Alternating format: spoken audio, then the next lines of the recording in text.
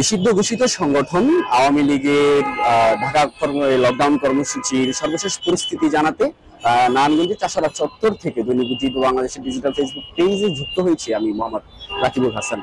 দর্শক, জানিয়ে রাখতে চাই, আজ 13ই নভেম্বর কার্যক্রম নিষিদ্ধ সংগঠন আওয়ামী লীগ কিন্তু তাদের ঢাকা লকডাউন কর্মসূচি ঘোষণা করেছে।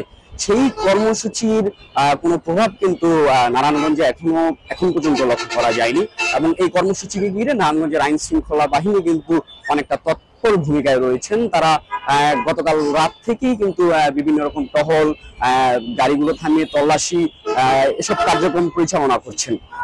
দর্শক, জানিয়ে রাখতে চাই যে এই লকডাউন কর্মসূচিকে ঘিরে কিন্তু বিগত কিছুদিনে আওয়ামী লীগ দেশে এবং ঢাকায় রাজধানীতে বিভিন্ন বিচ্ছিন্ন তাদের কিছু কার্যক্রম পরিচালনা করেছে, বিচ্ছিন্ন কিছু ঘটনা ঘটিয়েছে, যার কারণে কিন্তু জনমনে একটি আতঙ্ক সৃষ্টি হয়েছে।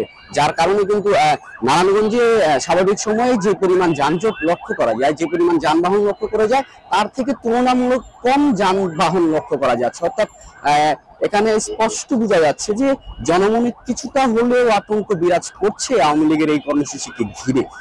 দর্শক, এই ছিল আওয়ামী লীগ নিষিদ্ধ সংগঠন আওয়ামী লীগের সর্বশেষ লকডাউনের সর্বশেষ পরিস্থিতি।